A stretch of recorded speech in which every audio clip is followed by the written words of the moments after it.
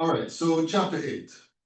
This is where we'll be introduced to the concept of the mole. All right.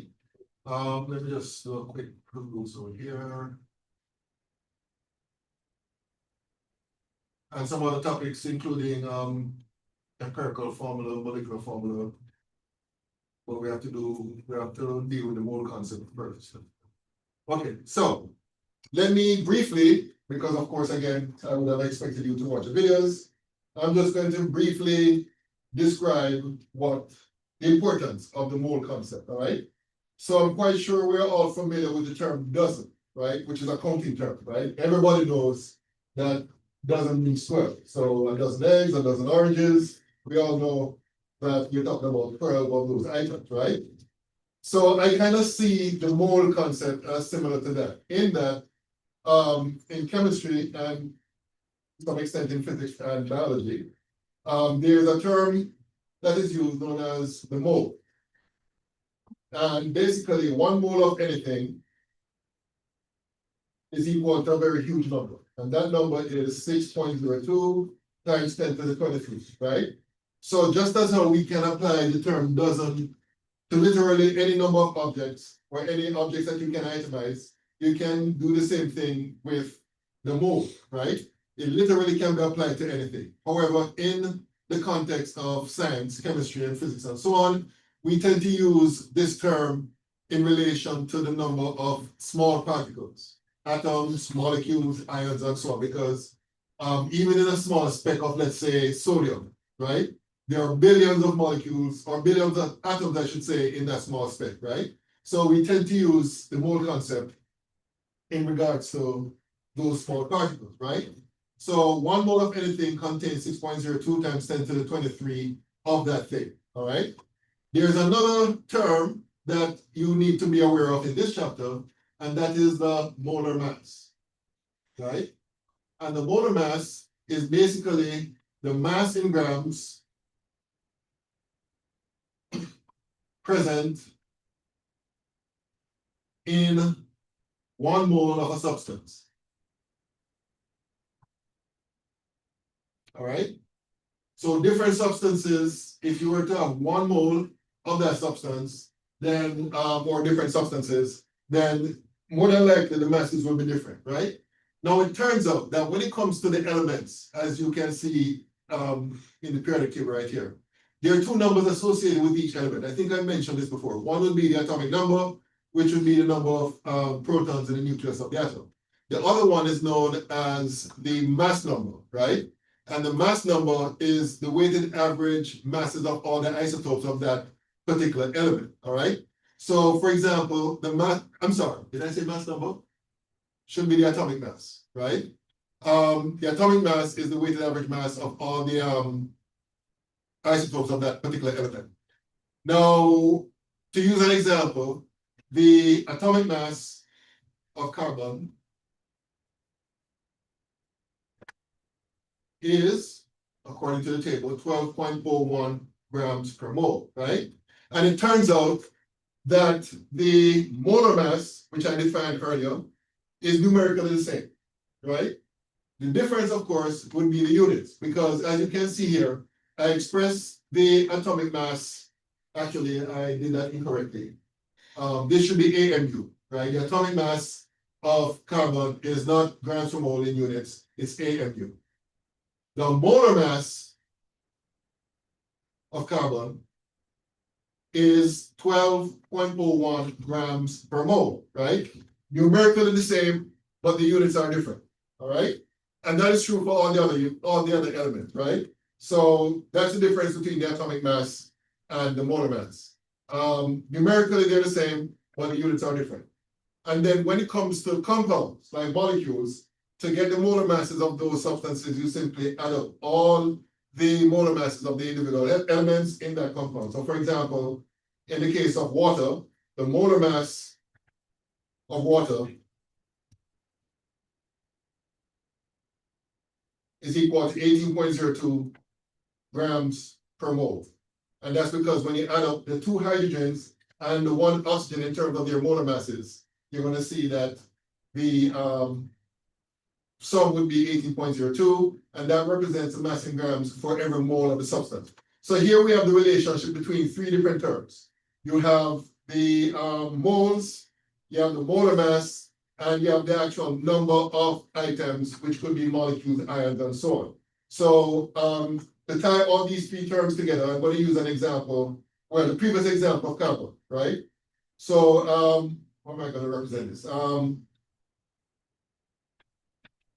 So 1 mole of carbon, I'm going to put it in the middle here, that would be equal to 6.02 times 10 to the 23 carbon atoms.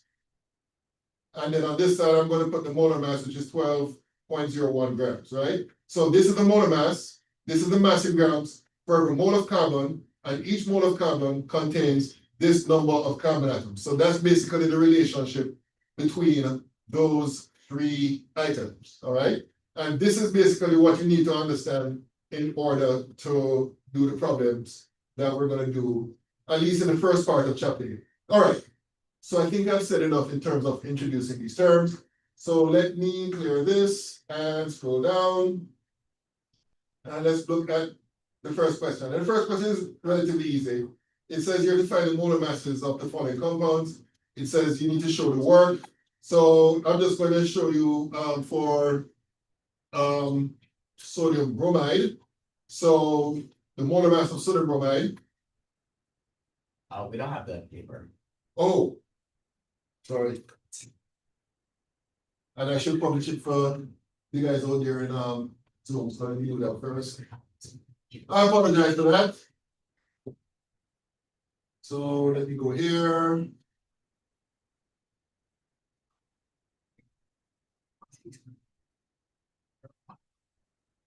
Okay, so you guys out there in Zoom should now have access to that, and then for you guys in person here, this is for you.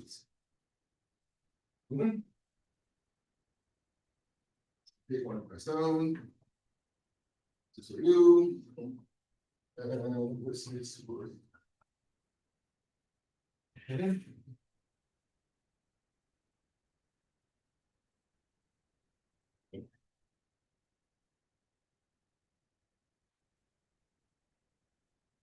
Okay, so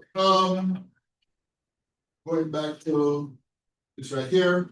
So in the case of sodium bromide, very easy. All you have to do is go to the periodic table and look up the molar mass of sodium, which is 22.99 grams per mole.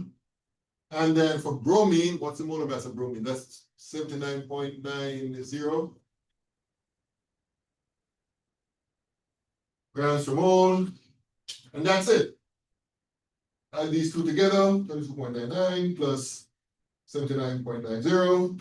And according to my calculation, this works out to be 102.89 grams per mole. And that's pretty much what you do for the others. So I'm not going to go through all of them. I'm going to leave those for you to do, but it's very simple. You just add them up, and that's it. All right. Now, let's move on to part 2, which is where you're going to do some calculations.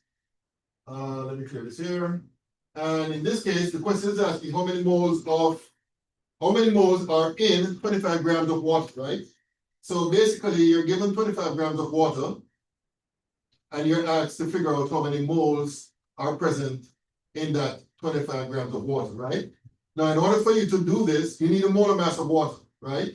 And if you add up the molar masses of the 2 hydrogens and 1 oxygen, you're going to see that the molar mass of water is equal to 18.02 grams per mole, right? So what we're going to do is first start off with what we're given. We're given 25 grams of H2O. And what I would do is multiply this by the appropriate conversion factor, which represents the molar mass, right? So the question is, what goes up top here and what goes down here, right? Because you have grams of water down here, the grams of water units will go down here, which means that the moles of water unit will go on top. And since we know that it's 18.02 grams per mole, you're going to put 18.02 grams down here, and 1 mole of water above. And then you do the number crunching on your calculator, 25 divided by 18.02. And according to my calculation, this works out when rounded out to two sig figs, 1.4 moles of H2O. And that's it. All right. So that's how you go from grams to moles. Any questions about this? Any questions? Any questions out there in Zoom? Okay, so in the case of number two, it's basically the reverse of what we did in number one. The only difference is it's a different compound, and they gave you different numbers, in this case 4.5 moles of lithium oxide. So let me hear what you have to say about this one. How would you go about solving this problem? They gave you the moles of lithium oxide, and they're asking for the mass in grams of the same. Yes, sir. Add up to lithium. Okay, so you're talking about the molar mass of lithium oxide. All right, so by now you all know I'm lazy, so I'm just gonna go to my molar mass calculator. Unfortunately, you guys won't have access to this, so it sucks for you guys. Okay, so lithium oxide, Li2O, and according to this, 29.88. So the molar mass of okay, let me go back to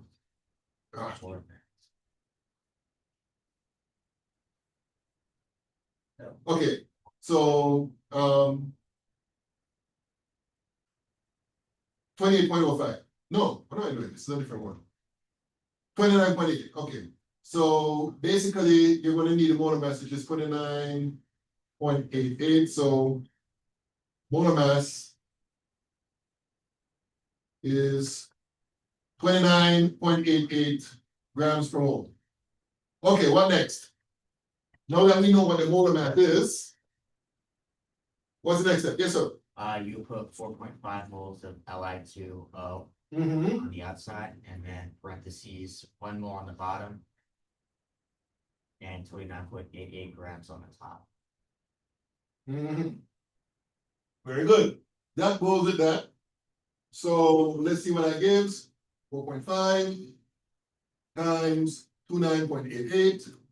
And this has to be rounded off to two sig figs. So according to my calculation, the answer becomes 130 grams. And that's it. All right. Any questions about this? Any questions? Any questions? Any questions? No questions?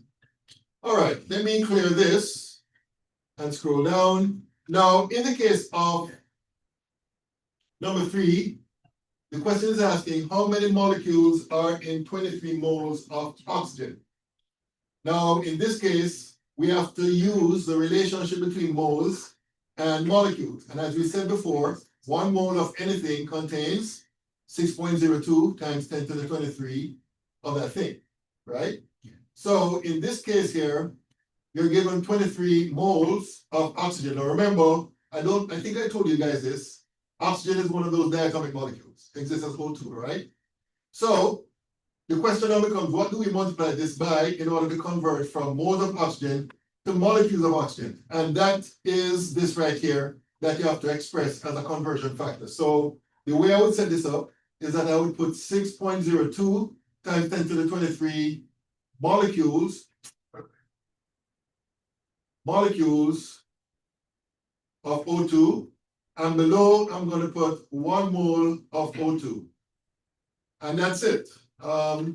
This will cancel out with this. So 23 times 6.02 times 10 to the 23. And according to my calculation, again rounded out to two sig figs, the answer is 1.4 times 10 to the 25 molecules of O2. All right, and that's it. Any questions about this one? Any questions?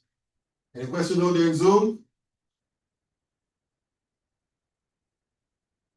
Okay, Number 4, again, if you understood what we did in number 3, number 4 should be a breeze. It's kind of like the reverse, different compound, different numbers. So let me hear what you have to say about this one. How would you solve this one? They gave you this number of molecules of sulfuric acid, and they're asking for the moles. So let me hear your ideas about this one. How would you start off? I would put 3.4 times 10 to 3.4 times 10 to the 23 molecules of H2SO4. And then what would you multiply that by? What goes up top here and what goes below here? 1 mole on the top.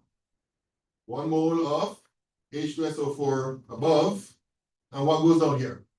Avogadro's number. 6.02 times 10 to the 23 molecules of H2SO4. So this goes with that. And then you do your number crunching. So 3.4 times 10 to the 23 divided by 6.02 times 10 to the 23. And according to my calculation, now in this case, you have to round off again to 2 sig figs. So I got 0.56 moles of H2SO4. And that's how that is done. All right. Any questions about this one?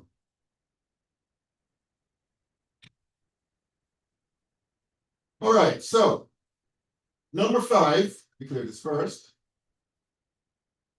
Now, in the case of number 5, it says how many molecules are in 25 grams of ammonia? So in this case, you're going from grams of ammonia to molecules of ammonia, right? Now, it might not be immediately obvious, or there might not be, it might not come to mind the direct relationship between grams and molecules. However, we already know that we can convert from grams of ammonia to moles of ammonia, right? And in order for us to do that, we need the molar mass, right? To go from grams to moles. And then to go from moles of ammonia to the number of ammonia molecules, we're going to need the Avogadro's number. Avogadro's number, all right? So what that means basically is that you need to multiply by 2 conversion factors in series. You're going to start off with the mass in grams of ammonia. You have to convert from that to moles of ammonia. So that's 1 conversion factor. And then you're going to multiply that value or that resulting value by another conversion factor, which represents the Avogadro's number. So this is the way you'd set it up. You start off with 25 grams of NH3. And the first, as I said before, conversion factor will allow it to go from grams to moles. So therefore, you're going to put 1 mole of NH3 here. And if I remember correctly, the molar mass of ammonia is 17.03 grams of ammonia, right? So this will go with this. So we would have accomplished the first step, all right? And then the second step would be the multiplication of another conversion factor where we use Avogadro's number. And the way we would represent that here in this conversion factor is that we're going to put 1 mole of NH3 down here, and up here we're going to put 6.02 times 10 to the 23 NH3 molecules. All right, and that's it. So this unit will cancel out with that unit, and then we do the number crunching. So 25 divided by 17.03 times 6.02 times 10 to the 23. And according to my calculation, and please correct me if I'm wrong, but this is what I got. I got 8.8 times 10 to the 23 molecules of ammonia. So that's what I got. All right. Any questions about this one? Any questions? Okay, so let's see if you can do number 6. Let me hear your ideas as to how to approach this. In the case of number 6, they gave you the number of molecules, right? And they're asking for you to calculate the grams. Okay, So let me hear your ideas. How would you go about doing this one? Let me start off with the 8.2 times 10 to the 22 molecules of N2I6. Okay, so what would be your first conversion factor that you multiply by? In other words, what would be the numerator and what would be the denominator in that conversion factor? Yeah, 1 mole would be the numerator. Okay, so 1 mole of N2I6. And down here you'd have what? 6.02 times 10 to the 23 molecules of N2I6. All right, so this will cancel out with that. Oops, with that. Okay, very good. What would be the next conversion factor? We have the molar mass on top. Okay, so let me look that up. Or let me use the molar mass calculator. So N2I6 calculate. Okay, so I have 789.44. So that would go above 789.44 grams of N2I6 above and 1 mole of N2I6 below. All right.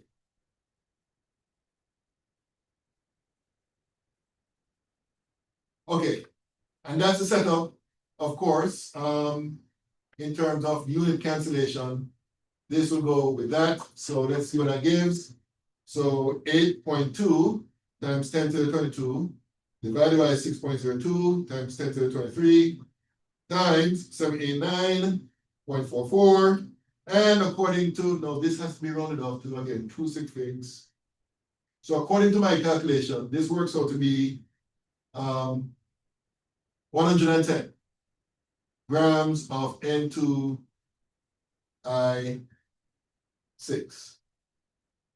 And that's how you do it. Okay, any questions about this one? Any questions? Any questions? Questions? Okay. I take it it's okay for me to clear this, right? All right, so let me clear here. Okay, number 7 you should be able to do based on what we did earlier. So I'm going to leave that for you to do on your own. Let me see here. Number 6, very similar to one that we did earlier. Going from grams to moles. So I'm going to leave you to do that on your own. Okay, let's look at number 7. Number 7 is a bit different from what we have done before. It says how many atoms of oxygen are in 17.7 grams of barium nitrate, right? So you're starting off with, in this case, you're starting off with the grams of barium nitrate, and you're asked to find the number of oxygen atoms, all right? So in order for you to do this, there are a couple of things that you need to do. You need to go from grams of barium nitrate to moles of barium nitrate. All right? And in order for you to do that, you're going to need the molar mass to carry out that conversion, right? Now, based on the formula for barium nitrate, you'll notice that you have 3 oxygens here, and you have a 2 outside the parentheses here. So based on that information, you can get from the mole of barium nitrate, you can get the moles of oxygen. All right? Basically, for every mole of barium nitrate, there will be a total of 2 times 3, 6 moles of oxygen, right? So you can get from moles of barium nitrate to moles of oxygen. But we're not finished yet, because the question is asking for the number of atoms of oxygen. So we need one more step, and that step is where we go from moles of oxygen to oxygen atoms. And for that, you're going to need Avogadro's number. All right? So in this particular problem, you're going to need a series of 3 conversion factors, right? Represented by each of these arrows here. So let's do the actual setup. So we're going to start off with the 17.7 grams of barium nitrate. And then you're going to multiply by the conversion factor which allows you to convert from grams to moles, which means that up here you're gonna have, what am I doing? What did I? Okay. I guess I press some button. Up here you're gonna have 1 mole of barium nitrate. And down here the molar mass. So again, I'm going to go to my molar mass calculator. BA parentheses NO3 close parentheses 2. And according to this, that would be 261.34. So that goes down here, 261.34 grams of barium nitrate. All right. Okay, so let me go back to the worksheet. Okay, so the next step would be to go from, okay, so from here up to this point, we would have determined the moles of barium nitrate. So we have just done the first step. The next step is to convert from the moles of barium nitrate to the moles of oxygen, right? So basically, as I said before, based on the formula here, for every 1 mole of barium nitrate, there are 6 moles of oxygen. So the way we represent that here is that we put 6 moles of oxygen above and 1 mole of barium nitrate below. Right? So this is going to cancel out with that. And then the last step now is where we convert the moles of oxygen to the number of oxygen atoms, right? So basically, Avogadro's number is what you're going to use. So here we're going to put 6.02 times 10 to the 23 oxygen atoms. And then below, you're going to put 1 mole of oxygen. And that goes with that. And then we do the number crunching. So let's see here, 17.7 divided by 261.34 times 6 times 6.02 times 10 to the 23. And in this case, we round off to 3 sig figs.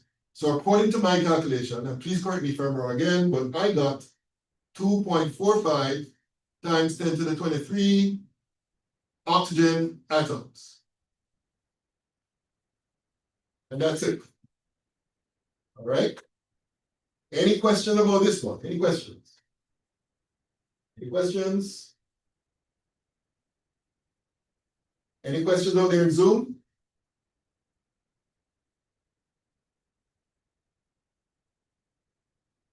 Okay, so let me clear this here. So based on what we have done in number 7, actually number 8 is easier. Let me see here, hold on. Yeah, number 8 is easier. Okay, let me hear what you have to say about number 8. How would you go about with number 8?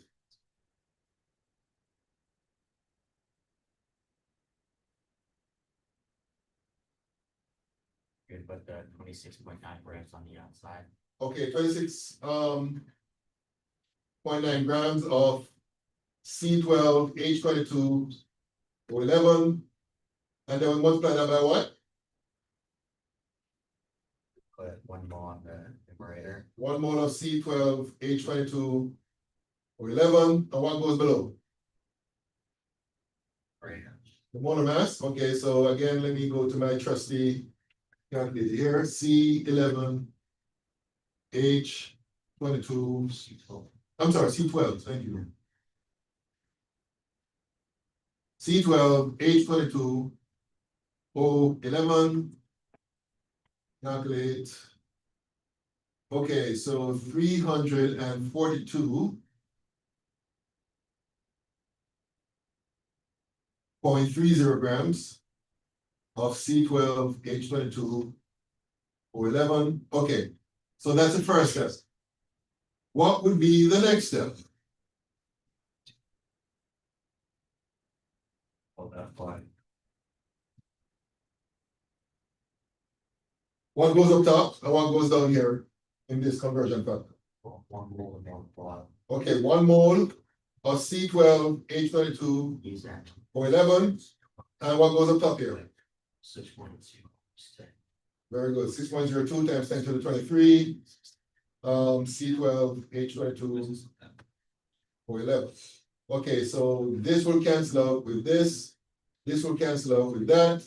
So let's see what that gives. So that's 26.9 divided by 342.30 times 6.02 times 10 to the 23.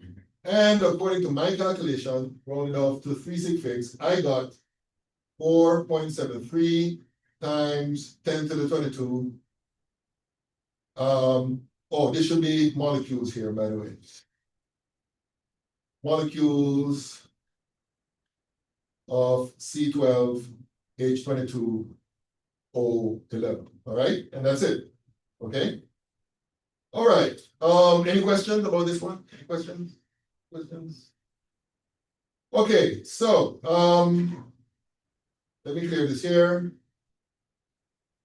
Okay, so you should be able to do number 9, number 10.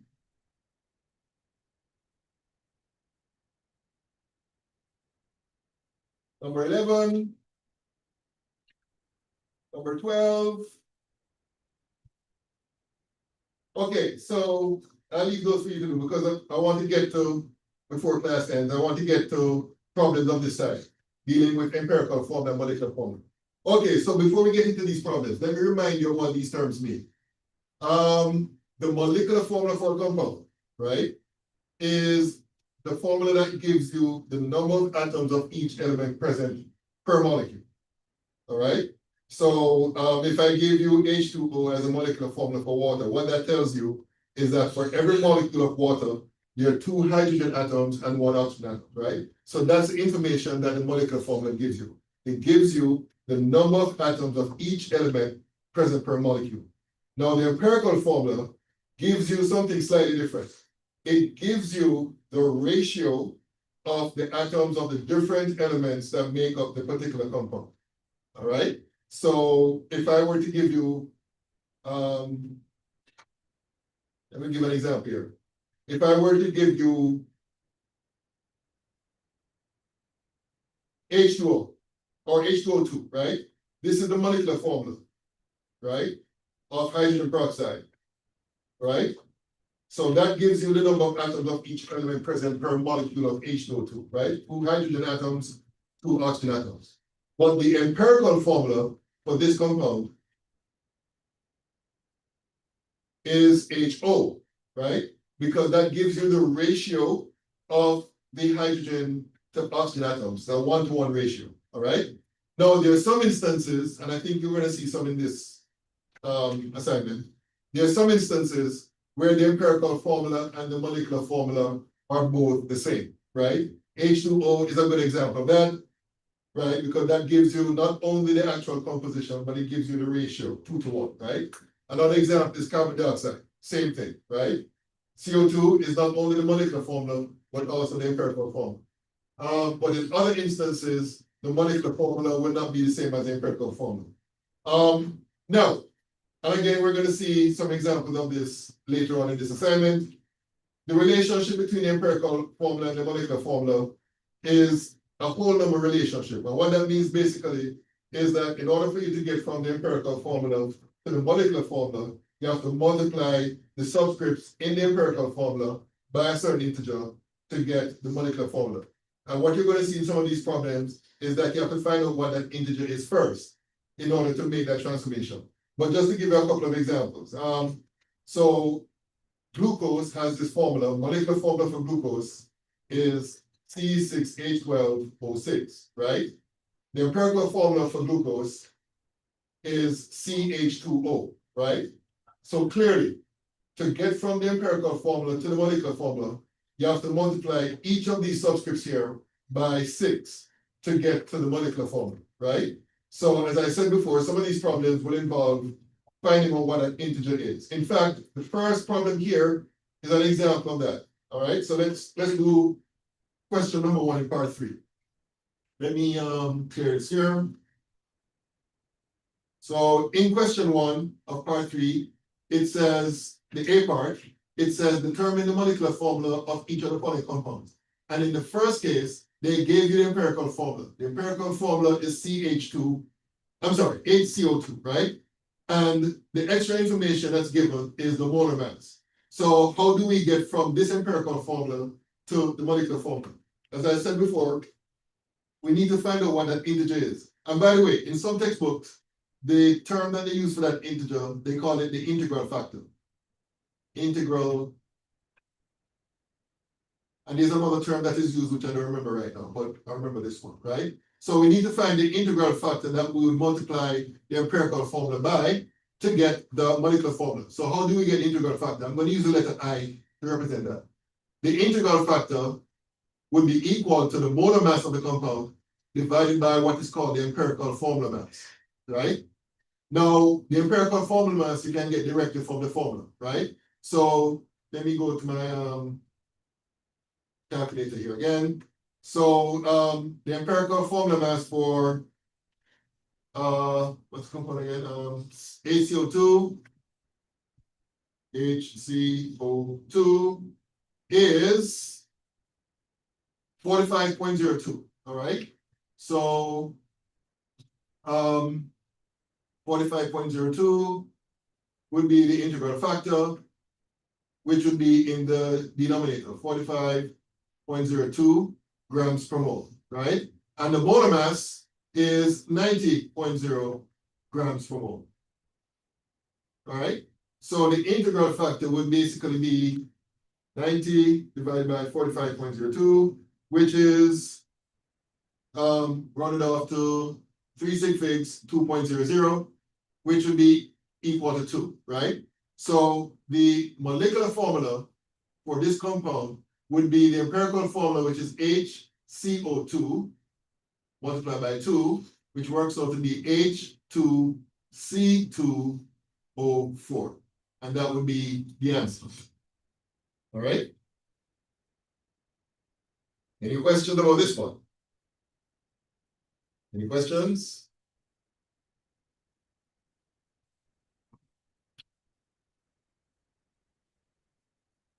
Okay, before I forget, let me see if anybody came late. So I can capture their attendance in my records. Okay, let's see here. Blackstock here. Shamsuddin. Davis. Elias.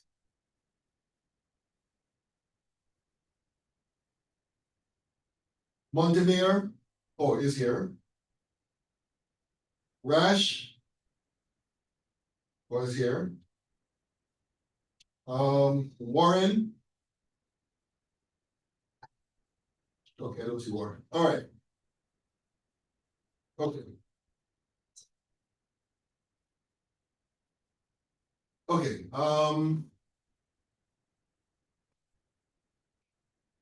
Let's continue.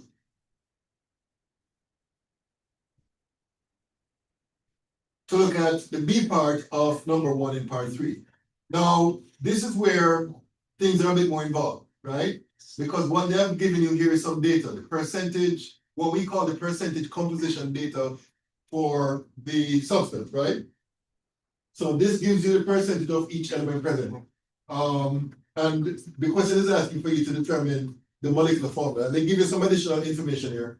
They gave you the molar mass. So basically, in order to solve this problem, what you need to do is first find the empirical formula. And that's why they gave you the data. So I'm just going to go through the steps as to how you would do that. Now, I prefer to do this in a tabular form. So let me show you what I mean. Now, before I even go into that, the first thing I need to mention is, before we get into the actual math part of this, is that the very first step in this process is that you assume that you're working with 100 grams of the substance, right? Because when you make that assumption, that means that each of these masses would represent the mass in grams in 100 grams, right? Now you could use literally any number, but 100 grams is more convenient, right? So that you can use these numbers directly, right?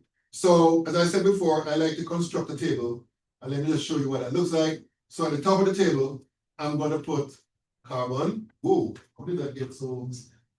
What did I do?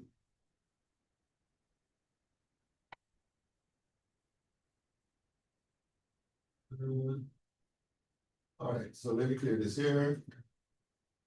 Okay, so at the top of the table, I'm gonna put carbon, hydrogen, and oxygen, right?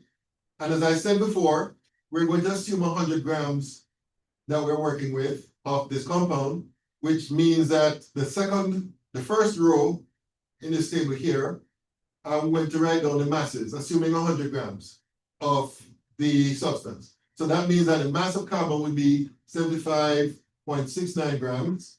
The mass of hydrogen would be 8.80 grams, and the mass of oxygen would be 15.51 grams, right? The next step is to determine the moles of each of these, and we all know how to do that. Basically, we take the mass of each of them and divide it by their respective molar masses, right? So to get the moles of carbon, we take the 75.69 grams, and we multiply that by 1 mole over the molar mass, which is 12.01 grams. We do the same thing for the other elements. So for hydrogen, it's 8.80 grams multiplied by 1 mole over the molar mass, which is 1.008 grams. And then finally, in the case of oxygen, 15.51 grams multiplied by 1 mole over 16.00 grams. So we need to work out each of these, starting with the carbon, 75.69, divided by 12.41. Oops, mistake here. 75.69 divided by 12.41. And according to my calculation, this works out to be 6.302 moles. All right. Do a similar calculation for the hydrogen, which is 8.8 divided by 1.008. And according to my calculation, this works out to 8.73 moles. And then finally, in the case of oxygen, 15.51 divided by 16. According to my calculation, I got 0.4.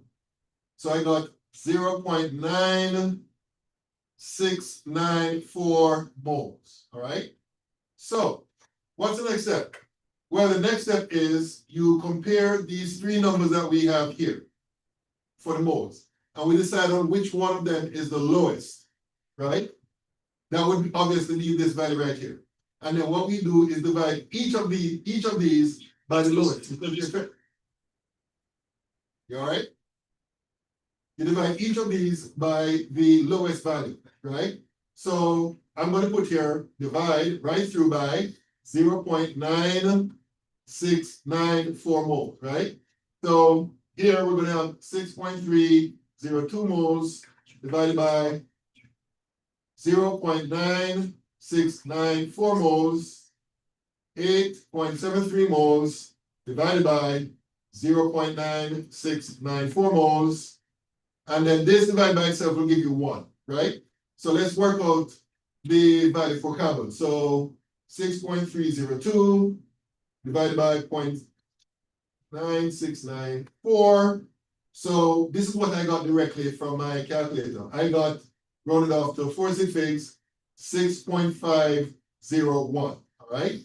In the case of hydrogen, it's 8.73 divided by 0.9694.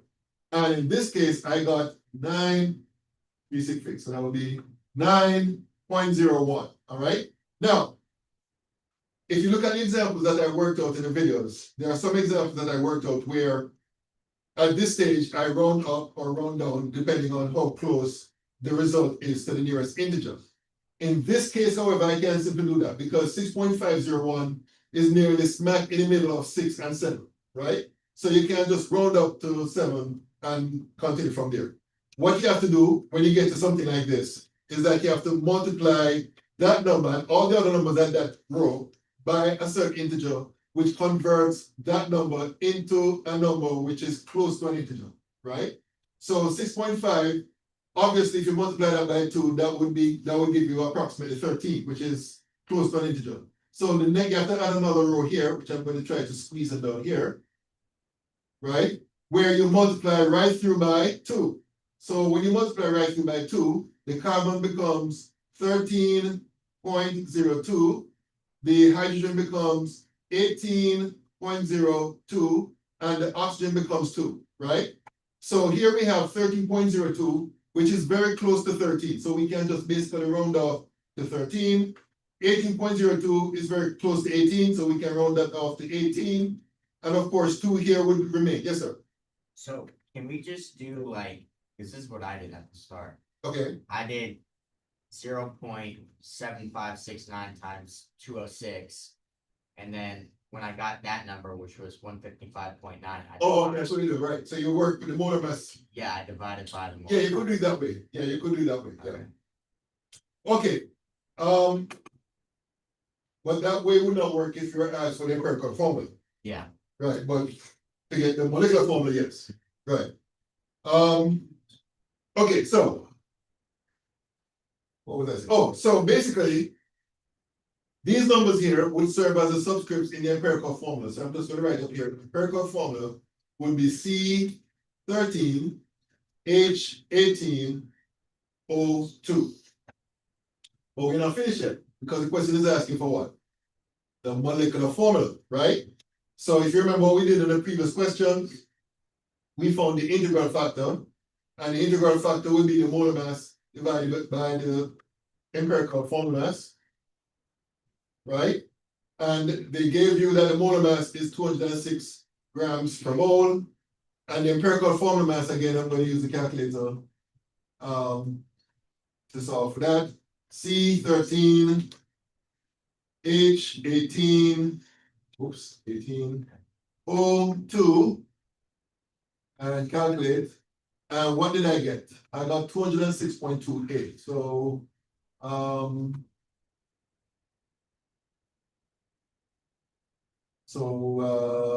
going to put 206.28 grams per mole. All right. So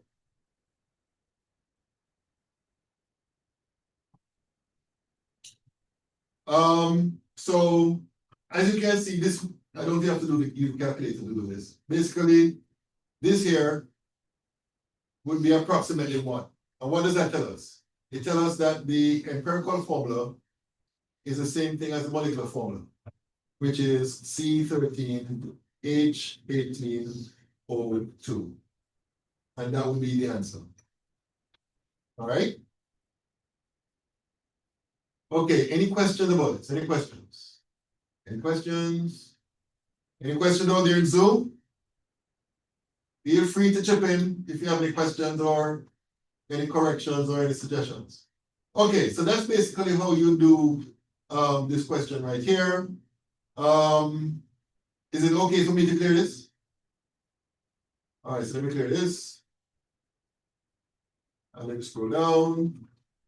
Okay, so pretty much number 2 is very similar. The only difference is that they didn't give you percentage data.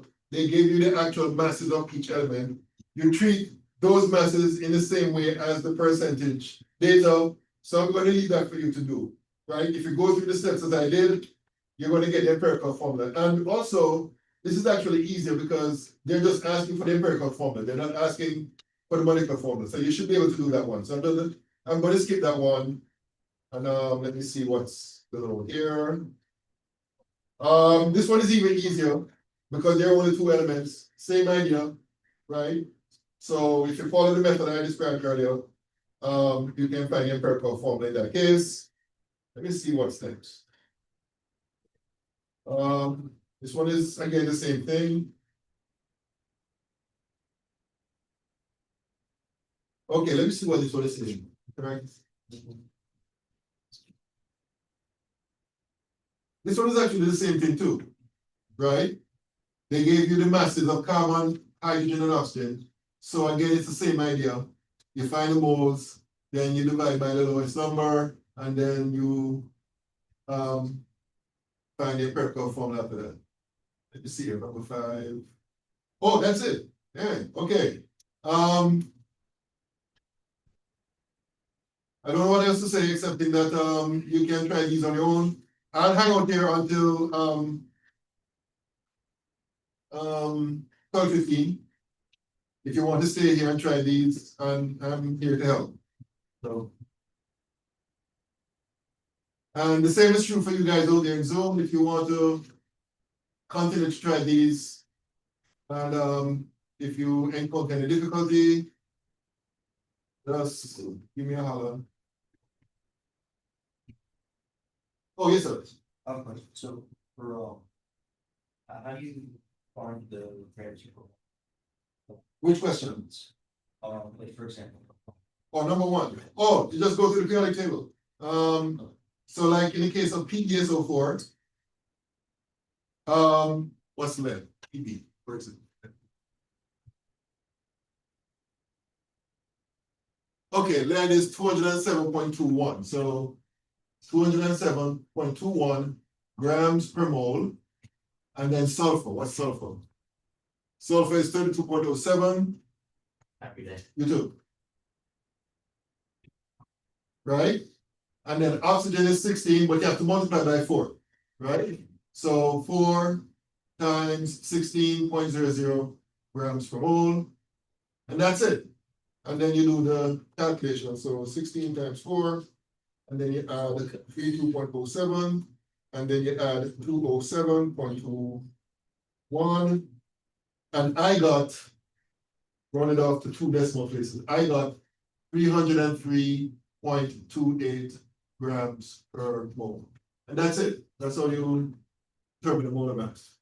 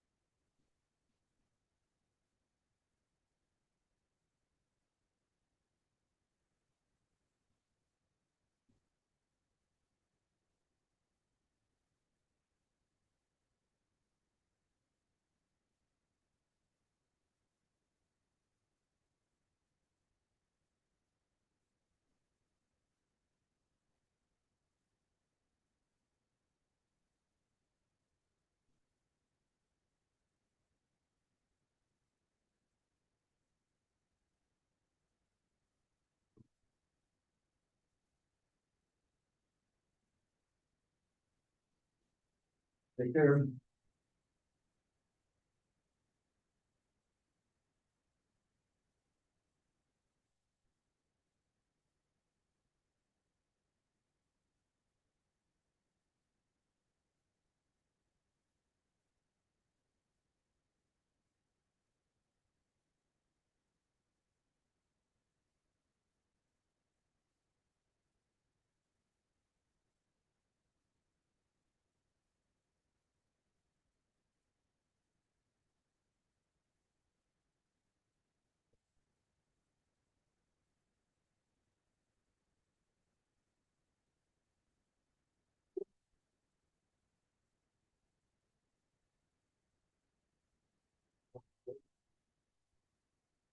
Okay, let me publish the videos for the next chapter. That would be chapter 9.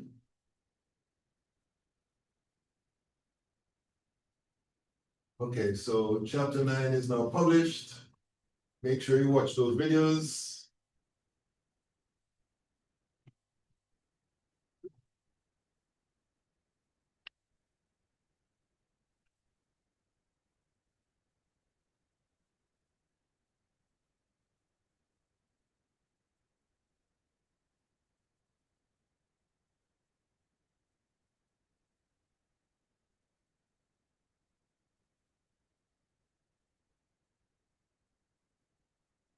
Okay, thank you. Yeah, take care. You too.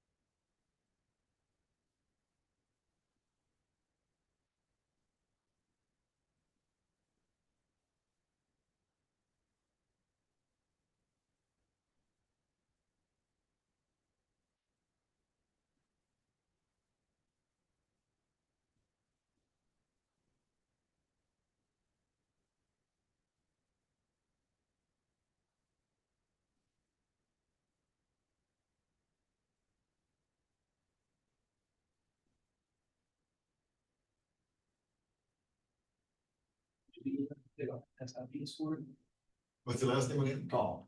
You said you're looking. Oh, yeah, looking at, yeah. Sure, if you figured it out. Yeah, no, not yet. I think, I probably missed it because they normally just email it to me. So, and they send me a whole bunch of emails, so I probably missed it when I'm downloading, but I'm gonna look into it. I should have something to tell you by Thursday, because tomorrow is faculty development day. I won't have time to. So by Thursday, I would say, I should have it. Yeah. ready. And then there's no assignment drop off. Oh, Let's get ready to split it. this is for time number, 8. okay, let me do that. Thank you for, You're welcome. yeah, Have a good day. yeah, you too.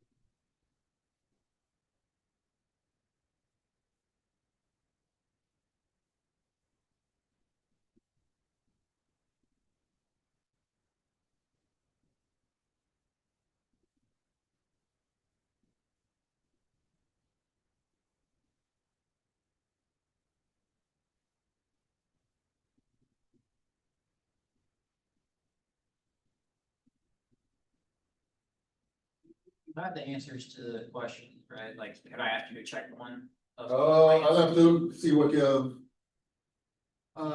It's question 10 on, I think, the third page. Question 10. Yeah, 10 on the third page.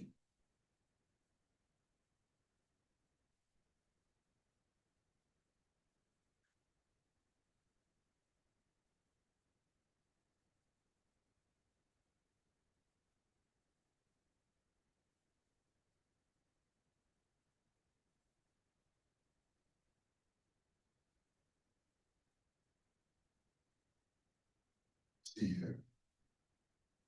On the third page, Yeah, question 10. what did you get as the answer? 11,300? Yeah, Okay.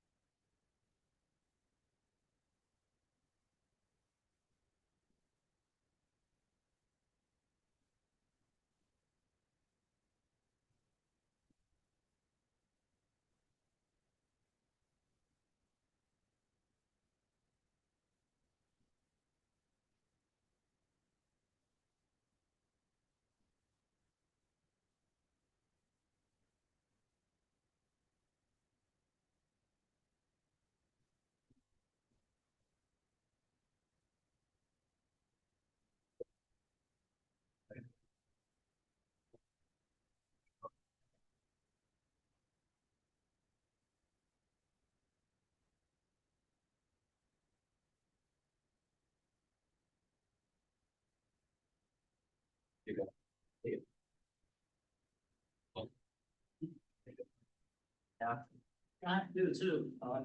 Yeah. Later. Yeah. Good, sir. Okay.